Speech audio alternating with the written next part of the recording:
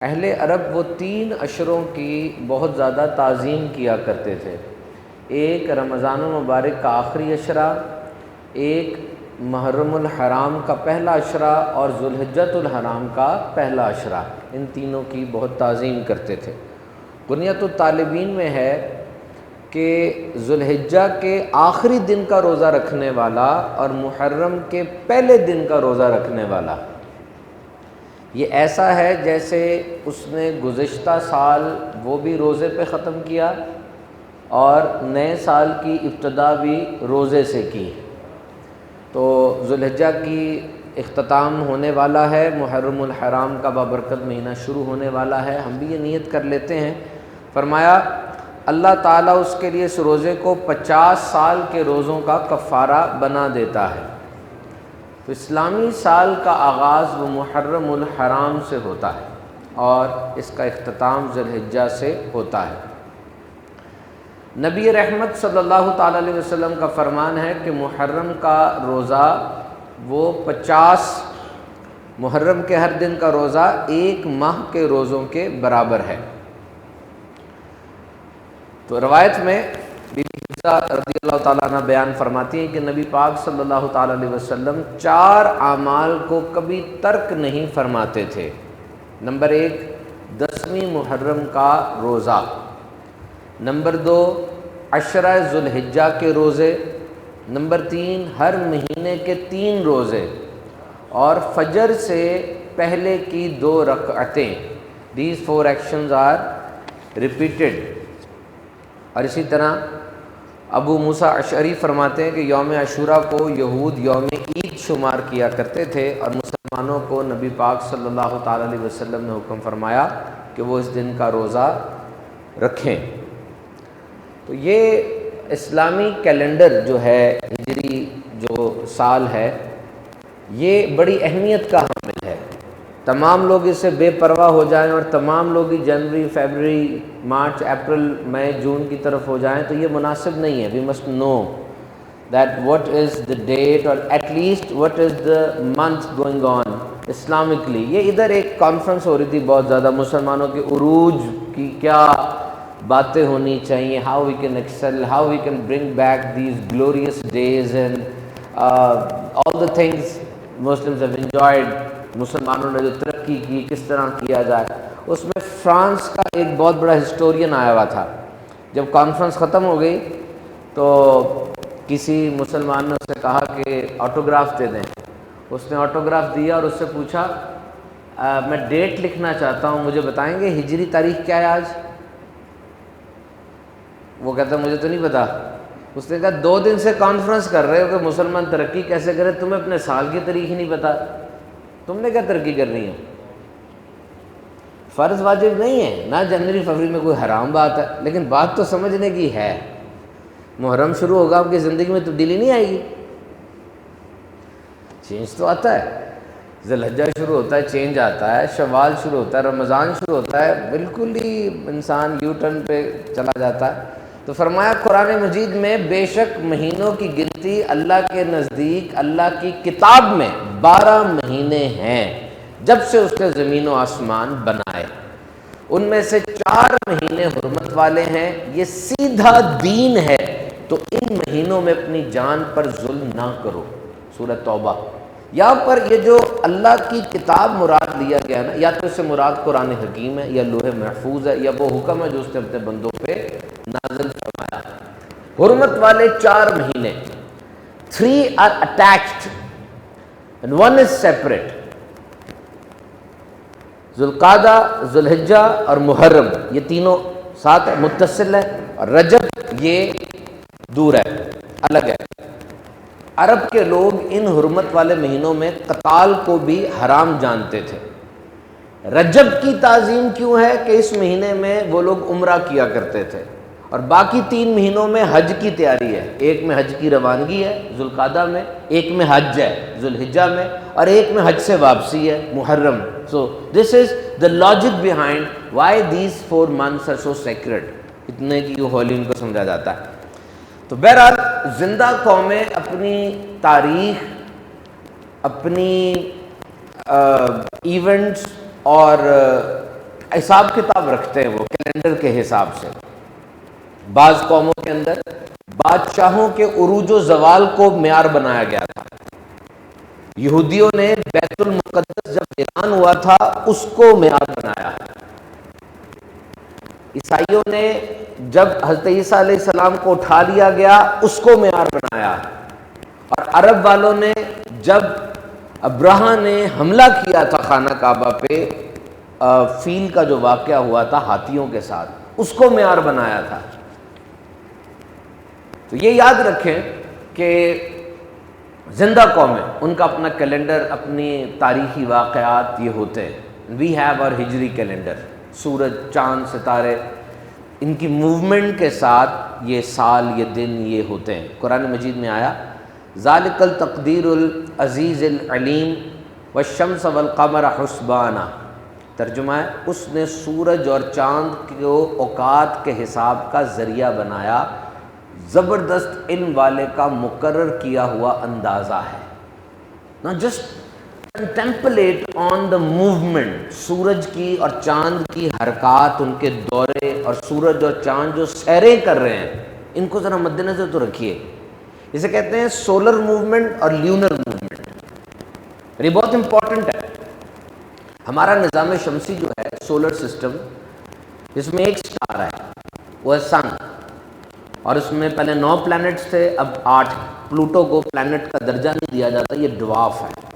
Mercury ہے، Venice ہے، ارتھ ہے، مارس ہے، جوپیٹر ہے، سیٹرن ہے، یورینس ہے، نیپچون ہے. یہ 8 سیارے موجود ہیں ہمارے سولر سسٹم میں، اور کئی درجن چاند ہیں. ہر سیارے کے اپنے چاند ہوتے ہیں، اور کئی لاکھ، کئی ملینز میٹرائڈز ہیں، ایسٹیرائڈز ہیں، اور کومیٹس ہیں. یہ سب کچھ سولر سسٹم کا حصہ ہے. 8 سیارے، چاند ہے، اور یہ اسٹیرائڈز، میٹرائڈز اور کومیٹس ہیں. جو اسٹیرائڈ ہوتا ہے نا، یہ در حقیقت ایک راک ہے، ایک بہت بڑی چٹان ہوتی ہے جس کو منی پلانٹ، چھوٹا سیارہ کہا جاتا ہے، اور یہ بھی اپنے مدار میں گردش کر رہے ہوتے ہیں. اور جو میٹرائڈ ہیں یہ اسٹیرائڈ سے چھوٹے ہوتے ہیں، لاکھوں کی تعداد میں یہ بھی گردش کر رہے ہیں. اور کومیٹ جو ہے یہ در حقیقت ایک برف کا انتہائی ٹھنڈا قسم کا ایک پتھر آپ سمجھ لیں. جب یہ سورج کے پاس سے گزرتا ہے نا تو سورج کی گرمی کی وجہ سے یہ ٹھنڈا ہوتا ہے، اس میں ایک بہت بڑی شعاع، بہت بڑی روشنی پیدا ہوتی ہے. دمدار ستارہ سنا نا نام، آسمان میں کبھی کبھار نظر آتا ہے یہ. اور اس سے بڑے بڑے برے شگون وغیرہ لوگ کرتے ہیں کہ یہ ہو جائے گا تو یہ ہو گیا، وہ ہو گیا. There is a scientific reason for that. Comets. اور جو سورج ہے یہ بہت امپورٹنٹ ہے. اس کی گردش جو ہے اس کے مطابق ہم نے نمازیں پڑھنی ہوتی ہیں. اور کتنی بڑی بات ہے، سوچیں کتنے سالوں سے، ہزاروں سالوں سے سورج کی سپیڈ ایک ہی ہے جس سپیڈ سے یہ چل رہا ہے. کوئی چھوٹی چیز ہے یہ؟ آپ اپنی گاڑی کی سپیڈ برقرار نہیں رکھ سکتے، آپ کو آگے پیچھے کرنی پڑتی ہے. اور سن اٹس اے گلوئنگ بال، یہ بہت بڑا ایک گیند ہے ہیلیم اور ہائیڈروجن کا. دنیا سے 150 ملین کلومیٹر دور، اور اس کا درجہ حرارت وہ 15 ملین سینٹی گریڈ ہے. 1 ملین 10 لاکھ کا ہوتا ہے. اتنا زیادہ گرم یہ گولا. فوٹوسفیئر اس کا ایک حصہ ہے جہاں پر 5500 ڈگری سینٹی گریڈ ہے، تھوڑا وہ ٹھنڈا ہے. سورج ہماری زندگی کے لیے کتنا ضروری ہم سمجھتے ہیں. اور سورج کو پڑھنے کے لیے ایک الگ سے برانچ ہے، اس کو ہیلیو فزکس کہتے ہیں، جو اسٹرانومی میں پڑھائی جاتی ہے. اور اگر آپ موومنٹ کی بات کریں کہ پورا نظام شمسی اس کی موومنٹ کیا ہے، تو نیسا کے مطابق، جو دنیا میں سب سے کریڈیبل سورس ہے، 7,20,000 کلومیٹر 1 گھنٹے میں یہ پورا سولر سسٹم طے کر رہا ہے، موو کر رہا ہے یہ. تو سورج اور چاند یہ موومنٹ میں ہے. لیکن میں پھر یہ بات آپ سے کہوں گا کہ اس کی موومنٹ ڈسٹرب نہیں ہوتی. آپ سورج کو دیکھتے ہیں، اس کے مطابق شمسی مہینے بن رہے ہیں، آپ نے نمازیں پڑھنی ہیں. چاند کو دیکھتے ہیں، قمری مہینے بن رہے ہیں، آپ نے عبادات کرنی ہے. سحر اور افطار کا وقت سورج کے نکلنے اور ڈوبنے سے آپ نے کرنا ہے. کتنا امپورٹنٹ ہے سورج آپ کے لیے. طلوع و غروب قرآن مجید میں الشمس ینبغی لها ان تدرک القمر واللیل سابق النہار وکل فی فلک یسبحون. سورج کو لائق نہیں وہ چاند کو پکڑے، نہ رات دن پر سبقت لے جانے والی ہے، اور ہر ایک ایک دائرے میں تیر رہا ہے. کتنا ڈسپلن ہے، ٹکراتا نہیں ہے، نہ سورج چاند کو پکڑ رہا نہ چاند سورج کو پکڑ رہا ہے، اپنے اپنے مدار میں اپنے اپنے حساب سے چل رہا ہے. تو اس سے صاف ظاہر ہوتا ہے کہ کوئی کامل قدرت والا ہے جو اس نظام کو سنبھال رہا ہے. اور یہ جو چاند دیکھ کے ہم دیکھتے ہیں، مہینہ شروع کرتے ہیں، اس کے پیچھے بھی لاجک ہے. کوئی جنگلوں میں رہ رہا ہے، کوئی صحراؤں میں رہ رہا ہے، کوئی جزیروں میں رہ رہا ہے، کوئی شہروں میں رہ رہا ہے، کوئی گاؤں میں رہ رہا ہے، کوئی مشین کی ضرورت نہیں ہے، چاند تو نظر آ جاتا ہے. اس نے مہینہ شروع کرنا ہے، کوئی حساب کتاب کی ضرورت نہیں ہے، چاند کو دیکھے گا اور مہینہ شروع کر لے گا اپنا. تو یہ آسانی دی شریعت نے. تو Islamic calendar was the topic. کیا ہوا؟ حضرت ابو موسیٰ اشعری نے حضرت عمر فاروق اعظم رضی اللہ تعالیٰ عنہ کے دور خلافت میں خط لکھا کہ حضور جو آپ کی طرف سے خط ہمیں ملتے ہیں اس میں ڈیٹ نہیں لکھی ہوتی. خط کب ملا، ہم نے کب وصول کیا، اس میں جو حکم آپ نے دیا تھا اس پر عمل کیا یا نہیں کیا، یہ تو ڈیٹ کے حساب سے ہی ہوگا نا، ڈیٹ نہیں ہے. حضرت عمر فاروق اعظم نے شورا بلائی اور جلیل القدر صحابہ کا ایک کنسلٹیٹو سیشن رکھا اور اس میں یہ طے کیا کہ اس کا کیا حل نکالا جائے. تو رائے آئی کہ نبی پاک صلی اللہ علیہ وسلم کے ولادت کے مہینے سے شروع کر لیتے ہیں، کسی نے کہا وصال کے مہینے سے شروع کر لیتے ہیں، کسی نے کہا ہجرت سے شروع کرتے ہیں. تو مختلف امور کو مد نظر رکھتے ہوئے یہ طے ہوا کہ ہجری سال کی ابتدا وہ ہجرت کے وقت سے کی جائے گی. کیوں؟ یہ وہ وقت تھا جب حق و باطل کے درمیان واضح فرق پیدا ہوا، مسجد نبوی کی تعمیر شروع ہوئی. یہ وہ وقت تھا جب اسلام کو عزت اور طاقت ملی اور جب نبی کریم صلی اللہ تعالی علیہ وسلم دیگر صحابہ کے ساتھ بلا خوف و خطر عبادت کرنے لگے. ہجرت. اور پھر یہ طے کرنا تھا کہ پہلا مہینہ کون سا ہونا چاہیے، اس پر بھی میٹنگز ہوئیں اور یہ طے ہوا کہ محرم الحرام پہلا مہینہ ہوگا. بہت سی وجوہات تھیں، مین وجہ یہی تھی کہ مسلمان حج کر کے فارغ ہوئے ہوتے ہیں اور جب گھروں کو آتے ہیں تو اس جگہ سے ہجری سال شروع کیا جائے. تو میرے محترم سامعین کرام، محرم الحرام ہجری سال کا پہلا مہینہ، اور پہلی محرم کو انہی سیدنا عمر فاروق اعظم رضی اللہ تعالیٰ عنہ کا یوم وصال ہے. امام العادلین، جانشین مصطفیٰ. آپ کا نام تو اتنا بڑا ہے کہ کام تو عمر فاروق اعظم کا بہت بعد میں آتا ہے. آپ کا نام سن کے ہی کفر کے ایوانوں پہ لرزہ طاری ہو جایا کرتا تھا. کیسر و کسرا کی حکومتیں کانپنے لگ جایا کرتی تھی. اور آپ کی عاجزی کا حال یہ تھا کہ آپ مدینے کے بچوں سے دعائیں کرواتے تھے کہ بچوں دعا کرو عمر بخشا جائے. مستدرک سے روایت ہے امیر المومنین عمر فاروق اعظم شام کی طرف بحیثیت امیر سفر طے کر رہے تھے. اونٹ پر تشریف فرما تھے، ابو عبیدہ بھی ساتھ تھے، راوی ہیں. اور رستے میں جاتے ہوئے پانی آ گیا، عمر فاروق اعظم اونٹ سے اتر گئے اور اپنی جوتی وہ بھی اپنے کندھے پر رکھ لی اور اونٹ کی مہار تھام لی. جانے لگے. ابو عبیدہ رضی اللہ تعالیٰ عنہ، اب سوچے وہ عمر جن کے سائے سے شیطان بھاگتا ہے، 25 لاکھ مربع میل کے اوپر حاکم وقت ہے. ابو عبیدہ دیکھتے ہیں، کہتے ہیں مجھے خیال آ گیا. میں نے کہا امیر المومنین آپ اس طرح جا رہے ہیں ہمیں اچھا نہیں لگ رہا، آپ اونٹ پہ دوبارہ بیٹھ جائیں اور جوتی کسی کو پکڑا دیں یا کچھ ایسا کام کر لیں. لیکن وہ لوگ دیکھیں گے تو کیا حال ہوگا، شام والے دیکھیں گے تو this is against the cadre of a caliph.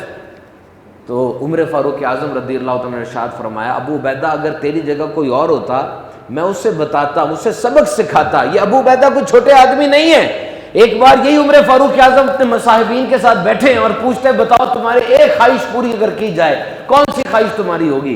صحابہ کہنے لگے ہم چاہتے ہیں کہ یہ مکان یہ جہاں بیٹھے ہیں یہ سونے چاندی کا بن جائے، ہم وہ اللہ کی راہ میں خیرات کر دیں. عمر فاروق اعظم نے کہا اچھی خواہش ہے تمہاری، تمہیں سونا چاندی چاہیے تاکہ تم اللہ کی راہ میں خیرات کرو. میری خواہش یہ ہے کہ مجھے اللہ ابو عبیدہ جیسے، مجھے معاذ بن جبل جیسے گورنر اللہ دے تاکہ میں ان کی مدد سے اللہ کے دین کو قائم کروں. اتنے بڑے ابو عبیدہ. اور عمر فاروق اعظم کی نصیحت سنیے، الفاظ سنیے. کہتے ہیں عبیدہ سن لے، جو ہم تھے ہم سب جانتے جانتے ہیں، ہمیں عزت اسلام نے دی ہے، وہ معیار عزت کا جو اسلام دیتا ہے وہی ہمارا معیار ہونا چاہیے۔ اسلام نے ہمیں عزت دی، ہم کیا تھے اور آج کہاں سے کہاں پہنچ گئے۔ وادی دجنان کے پاس سے جب آپ گزرتے تھے روک لیتے صحابہ کو، کہتے بتاؤ وادی کون سی ہے؟ کہا دجنان کی۔ آپ کیوں پوچھتے ہیں؟ کہا بچپن میں عمر یہاں اونٹ چرایا کرتا تھا، اونٹ مجھ سے ایک لائن میں کھڑے نہیں ہوتے تھے، میرا باپ مجھ سے کہتا تھا عمر تو سے اونٹ تو ایک لائن میں کھڑے نہیں ہوتے، اور آج میں اپنے اللہ کی بارگاہ میں اتنا جھک گیا ہوں، اپنے نبی پاک صلی اللہ علیہ وسلم کے دامن کے صدقے آج مشرق سے مغرب تک میں نے تمام لوگوں کو ایک لائن میں کھڑا کر دیا، سوائے رب کے میرے اوپر کوئی حاکم نہیں ہے۔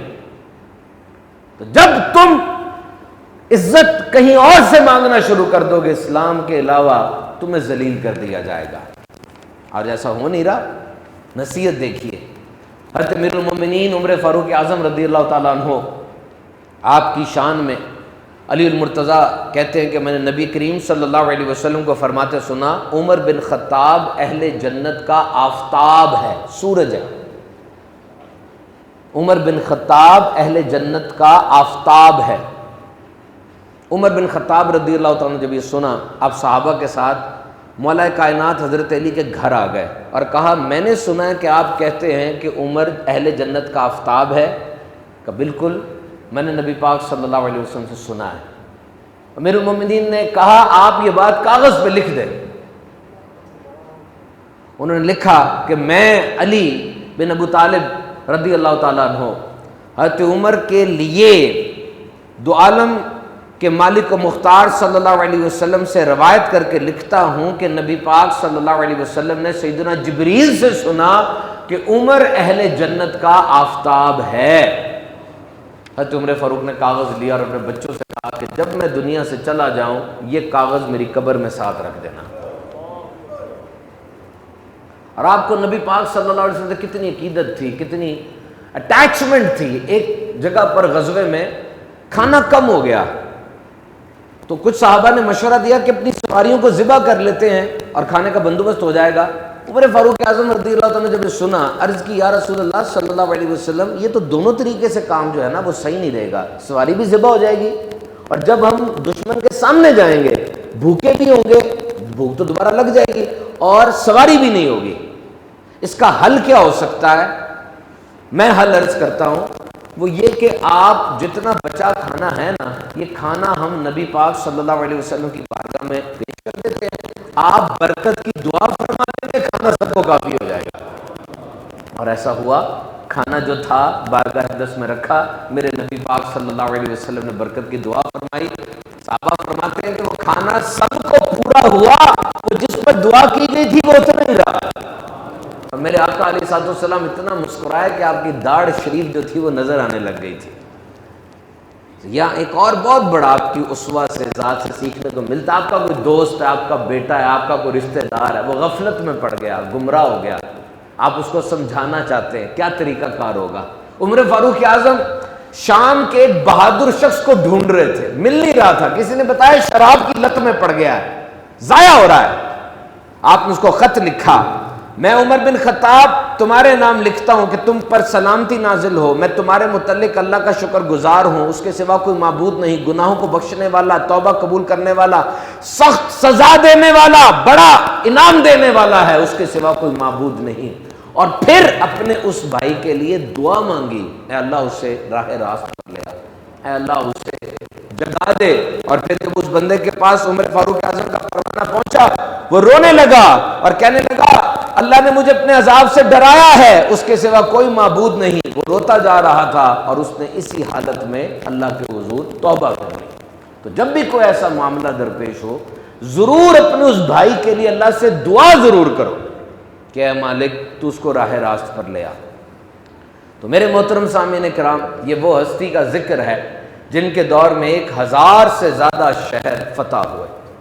آپ 39 لوگوں کے بعد نبی پاک صلی اللہ علیہ وسلم کی دعا سے ایمان لانے والوں میں سے ہیں۔ آپ جب ایمان لے کر آئے، کفار کو شدید دکھ ہوا اور وہ کہنے لگے ہماری طاقت گھٹ گئی ہے۔ رعب ایسا تھا کہ جب ہجرت ہوئی، ہر صحابی نے ہجرت کی اپنے انداز سے۔ مولا کائنات حضرت علی کہتے ہیں کہ عمر فاروق کا انداز سب سے جدا تھا، اب خانہ کعبہ میں آئے، طواف کیا اور بیٹھے ہوئے کفار کو کہا عمر جا رہا ہے مدینے ہجرت کر کے، جس نے اپنے بچوں کو یتیم کرنا، اپنی عورت کو بیوہ کرنا، آگے آگے روک کے دکھائے مجھے۔ کسی کی مجال نہیں بھی آگے بڑھتا۔ بدر میں کتنی اسٹرانگ مائٹ کے ساتھ کافر آئے تھے، 1000 بندہ تھا، دن رات جشن ہوتا تھا وہاں پہ، اور ادھر 313 تھے۔ اب حیران ہوں گے اس لشکر میں کفار کے بنو عدی کا، اس قبیلے کا ایک بندہ بھی نہیں تھا۔ کیوں؟ یہ حضرت عمر فاروق کا قبیلہ تھا۔ دہشت رہتی تھی، کسی کی مجال نہیں ہوئی کہ مسلمانوں کے خلاف عمر فاروق کے خلاف نکل سکتا۔ یہ وہ ہستی کا ذکر میں کر رہا ہوں، میرے سامنے لکھا ہے کہ قرآن پاک کی کم از کم 20 آیتیں عمر فاروق کی رائے کے مطابق نازل ہوئی ہیں۔ اللہ کی بارگاہ میں ان کا اتنا بڑا رتبہ ہے، اتنا زبردست ان کی شان اقدس ہے۔ تو میرے محترم سامعین اکرام، آپ کی زندگی انتہائی سادہ تھی۔ This is one of the paramount feature of Umar Farooq Azam. جہاں سونا ہوتا چادر بچھاتے اینٹ کا یا اپنی کونی کا تکیہ بنا کے وہیں پہ سو جایا کرتے تھے۔ He was so sweet and so fair۔ اور آپ کی چادر پر دیکھا گیا 12 پیوند لگے ہوئے تھے۔ ایک دفعہ جب نماز پڑھا رہے تھے پیوند لگے ہوئے تھے، پیچ لگے ہوئے تھے۔ میرے سامنے اسٹیٹسٹکس کھلی ہوئی ہیں۔ یو نو ٹوڈے، آج یہ سروے ہوا ہے، سورس ہے اس کا برنارڈو انوائرمنٹل پروٹیکشن ایجنسی۔ ان کے مطابق ہر 3 میں سے ایک بندہ یہ سمجھتا ہے کہ کپڑا 1 یا 2 دفعہ پہننے کے بعد پرانا ہو جاتا ہے۔ یہ کراچی کا واقعہ ہے، ایک نیا سوٹ آیا نئے پرنٹ کا، ایک عورت نے پورے کراچی سے وہ پرنٹ اٹھوا لیا کہ جب میں شادی پہ پہن کے جاؤں گی کسی اور نے نہ پہنا ہوگا۔ فیشن انڈسٹری پولیوشن کی سب سے بڑی وجہ ہے۔ آپ کو پتہ ہے یہ جینز کی پینٹ جو ہوتی ہے، اس کو بنانے میں تقریباً 7600 لیٹر پانی لگتا ہے۔ کپاس کا اگنا تقریباً 1.5 پاؤنڈ کپاس چاہیے ہوتی ہے، پھر اس کو سارا پروسیسنگ، ڈائنگ ہوتی ہے اس کی، سب کچھ کا بس تقریباً 7600 لیٹر پانی لگتا ہے۔ اور اگر اس کو پھینک دیں فوراً 70% کپڑے پھینکے جاتے ہیں لینڈ فلز میں، صرف 15% ریسائیکل ہوتے ہیں، دوبارہ سے ان کو بنایا جاتا ہے۔ اور یہ کتنی بڑی آلودگی کی وجہ ہے۔ اور عمر فاروق اعظم 27 لاکھ مربع میل پر حاکم وقت ہیں، وہ 12 پیوند والی قمیض بھی پہن رہے ہیں۔ ایک عظیم سلطنت کے امیر ہونے کے باوجود عاجزی کا عالم یہ تھا کہ آپ ایک بار کندھے پر پانی سے بھرا مشکیزہ اٹھا کر جا رہے ہیں۔ کسی نے کہا آپ کے لیے کام مناسب نہیں ہے۔ آپ نے فرمایا جب دور دور سے وفد میرے پاس آتے ہیں، مجھے آ کر بتاتے ہیں، امیر المومنین کا لقب دیتے ہیں، یوں پکارتے ہیں، مجھے ایسے لگتا ہے کہ میرے اندر فخر اور بڑائی مجھے محسوس ہوتی ہے، میں یہ مشکیزہ اٹھا کر اس کو پاش پاش کرنا چاہتا ہوں۔ اور پھر ایک انصاری صحابی کے گھر گئے، اس کے برتنوں میں وہ پانی ڈالنا شروع کر دیا۔ اور دیکھیے بطور خلیفہ آپ کا اسوہ کیا تھا۔ آپ نے ایک بار بازار میں موٹا تازہ اونٹ بکتے دیکھا، پوچھا یہ کس کا اونٹ ہے؟ فرمایا گیا یہ آپ کے بیٹے کا ہے۔ آپ نے کہا کیسے موٹا ہو گیا؟ کہا یہ سرکاری چراگاہ میں چلتا تھا۔ کہا اس کو بیچو، جو اونٹ کی نارمل قیمت ہوتی ہے وہ رکھنی ہے، اور جو اوپر قیمت ہوگی وہ خزانے میں جمع کرانی ہے۔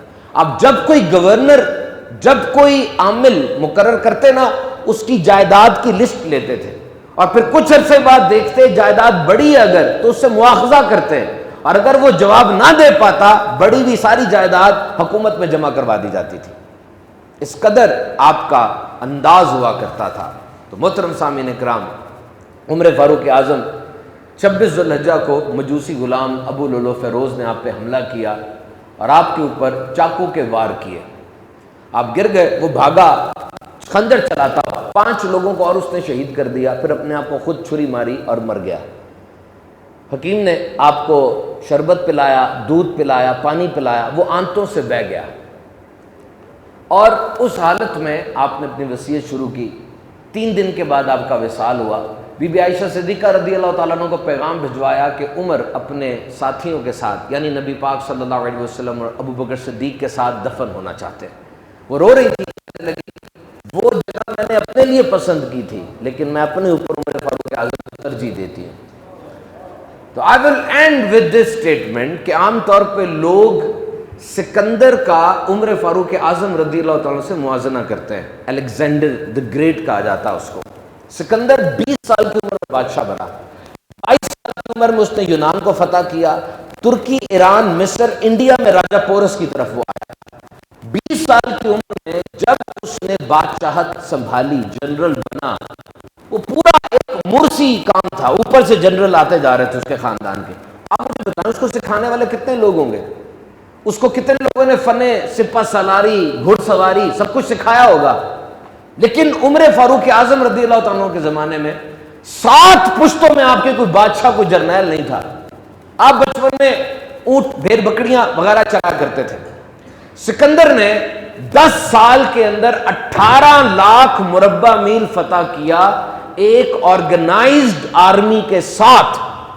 آرمی تھی باقاعدہ، اور یہاں مسلمانوں کے پاس کوئی ایک جنگ بھی ایسی نہیں ہے جس میں سارے سپاہیوں کے پاس سواری بھی ہو۔